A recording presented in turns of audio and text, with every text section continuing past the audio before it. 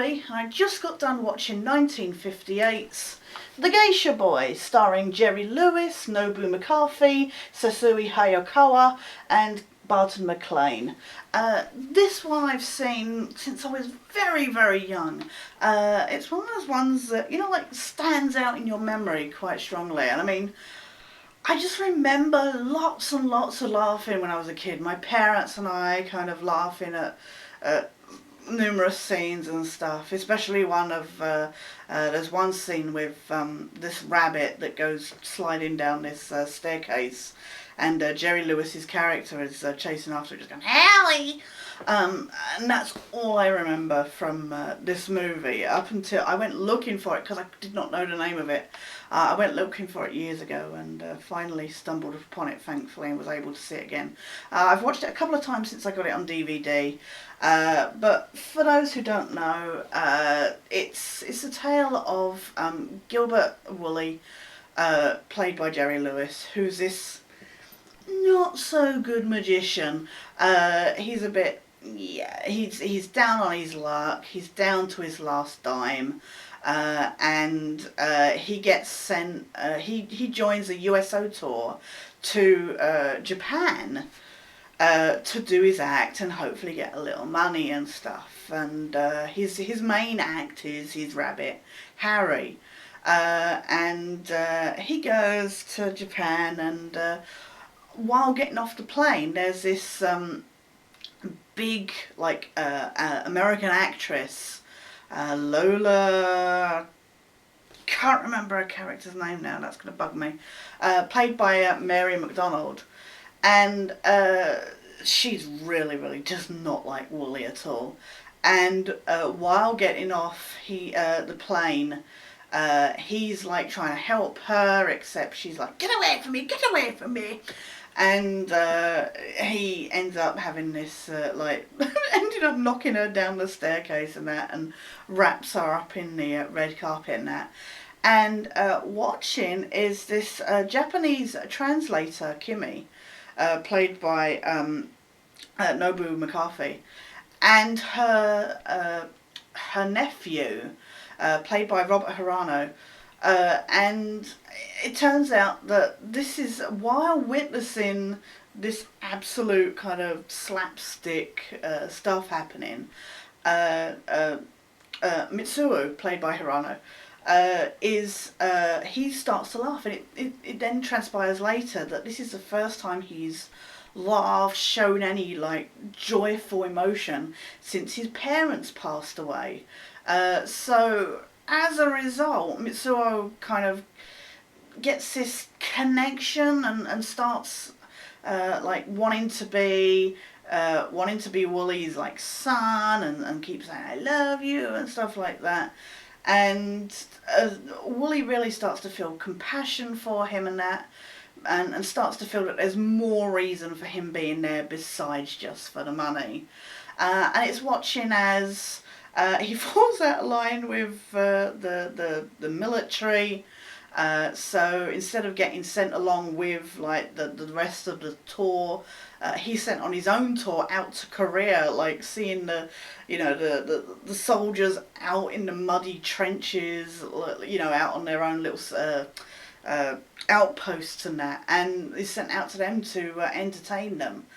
So you see those little bits here and there, and then he returns to Japan, and spends some time with Mitsuo, and it's really watching that friendship kind of bond, and then Gilbert having to say goodbye to the boy, and the boy not being able to let go, and kind of following him back to the US, except then it's like he's accused of kidnapping and is returned back, and Woolley goes back with him, and it's all very sweet, and it ends with them kind of having their own Kimi and Mitsuo and Woolley having their own magic act all together like a family, and it's a very, this was made a couple years after Lewis split from Dean Martin, and you know, it's nice to see.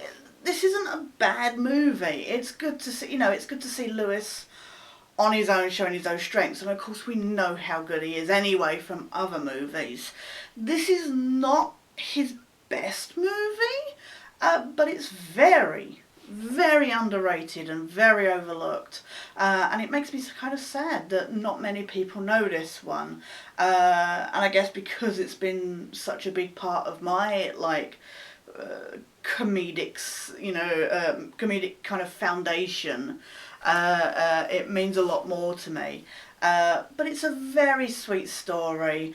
It's not as laugh out loud funny as I remember it being, but you still have, Jerry Lewis still has those eccentricities where he gets very loud and very expressive and that, and like I say, there's a whole Harry, stop splitting up the act, Harry, and all that stuff.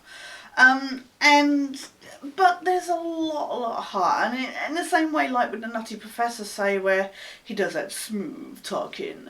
But here it's a lot more serious and a lot more heartfelt and down to earth. And that's the side of Jerry Lewis I love seeing a lot. Is that there's that comedic element as well, but whereas say some stuff is just comedy for comedy's sake. I feel here it's like a way of expressing certain emotions, etc. I found actually a lot of the comedy came from more the tiniest little jokes. There's one little joke where he goes looking for Kimi and Mitsuo and asks a Japanese person where they are, and the Japanese person speaks and these Japanese subtitles come up. And he's like, what? He's like, I'm asking where they are. And his subtitles in English come up, and the Japanese guy says something else, and the Japanese subtitles come up again, and he's like, Wooly's like, oh, we don't understand each other, and even the subtitles are mixed, kind of breaking that fourth wall. There's also a tiny blink and you'll miss it. Mitsuo shows Wooly this mountain, and it looks like the mountain in the Paramount Pictures thing. So very briefly, you get this circle of stars kind of encircle the above the mountain, and it's silly little things like that make you go.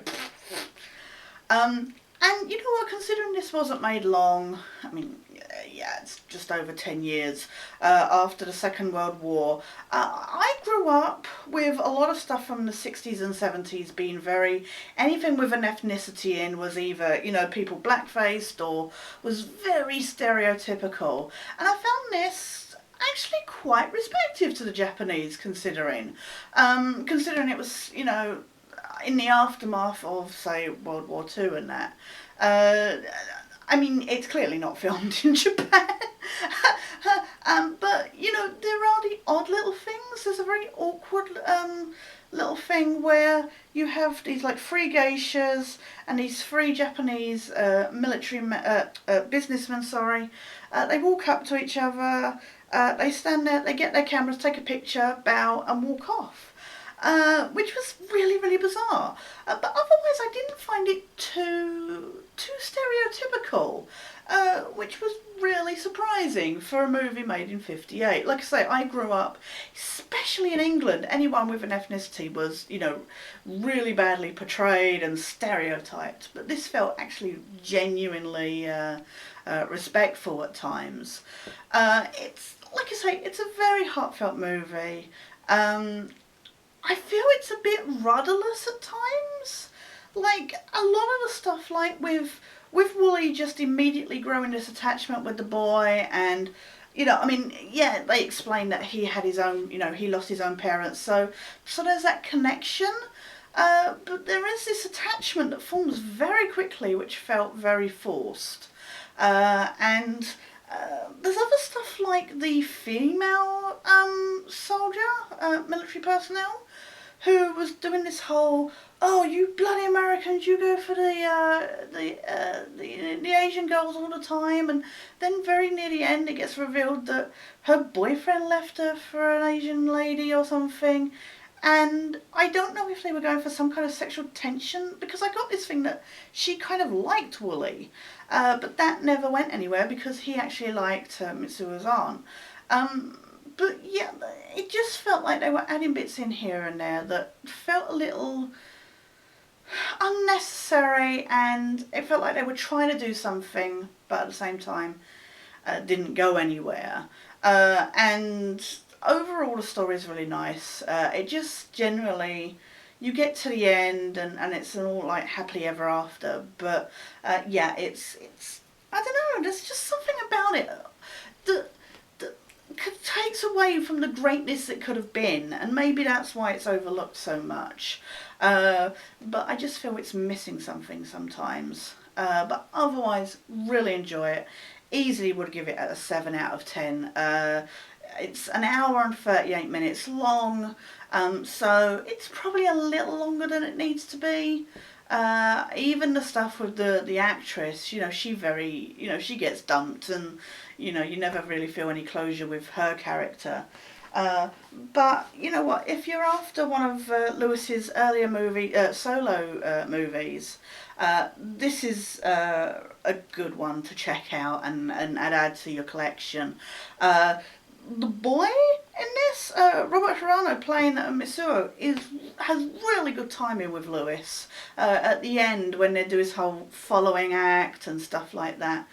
Earlier on, he feels a bit wooden, but as the relationship grows between them and as they are doing this following, the timing is really well choreographed. And I really, you know, from a boy that was about 6 or something at the time, it was nice to see. And like I say, again, especially for this time. But you know, please do check it out. That's 1958's The Geisha Boy. That was tonight's movie. Will not be back tomorrow or this weekend at all, due to being at London Film and Comic Con, where I'll be hopefully meeting people like Michael J. Fox, Sigourney Weaver, Hayley Atwell, Michael Gambon, Bill Paxton, etc. So I'm looking forward to going to that. Hopefully we'll do a video log while there, but obviously can't guarantee because of the mass of people that I know will be there. In the hall, and how difficult it will be probably to move around and stuff, especially because I'm going in costume and that. But I hope everybody has an awesome weekend. Hopefully, if I'm not too comatose, I will be back on Monday. Certainly in the chat I will be, but I can't guarantee there will be a movie on Monday night. Fingers crossed there will be. I'm just saying, if there's not, please forgive me. But otherwise, guys, until Monday, hopefully, please take care. Have a lovely weekend. Please like and subscribe. Please share your thoughts on your favourite Jerry Lewis or Lewis and Martin team-ups. And, you know, especially ones that are overlooked. For now, though, guys, this is Sketch, signing out.